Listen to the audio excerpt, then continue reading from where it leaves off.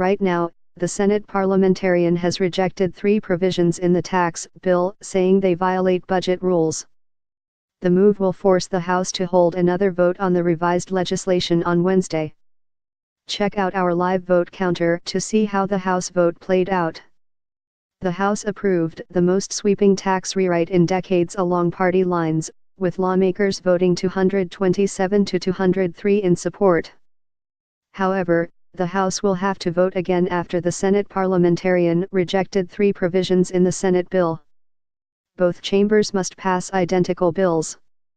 The Senate is expected to hold a final vote on Tuesday or early Wednesday.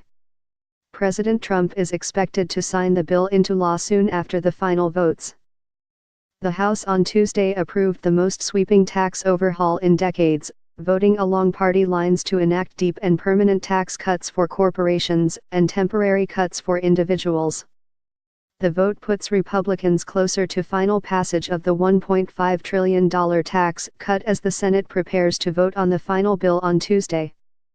However, the Senate parliamentarian has rejected 3 provisions from the Senate bill, saying they violate so-called Byrd rules.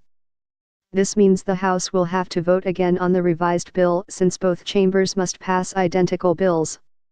Republicans hit a last-minute speed bump in their supercharged effort to pass a tax bill on Tuesday when the Senate parliamentarian advised that 3 provisions in the bill ran afoul of Senate rules. The Democratic minority in the Senate said 3 components of the bill were at issue: a provision expanding the use of 529 savings accounts for K-12 expenses, a provision regarding the title of the bill, and part of the criteria for whether universities are subject to an excise tax that the bill imposes on investment income.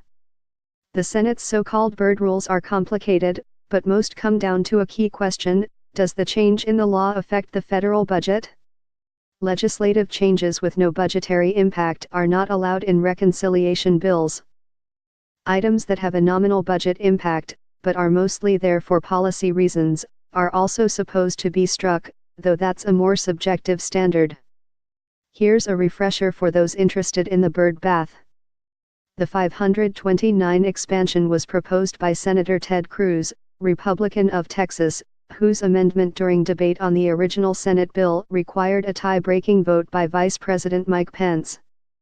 The parliamentary stumble does not imperil the overall tax rewrite, but the House will now need to vote again on the tax bill after the Senate gives its approval. The extra House vote is expected to take place on Wednesday. Republicans are passing the tax overhaul using special budget rules that shield the bill from a Democratic filibuster in the Senate. But in doing so, they face restrictions on the contents of the bill. Senator Patrick J. Toomey, Republican of Pennsylvania, said the ruling would not change the bill's trajectory in the Senate. If we lose on any of them, none are large enough to jeopardize the standing of the overall bill, he said. House Speaker Paul D.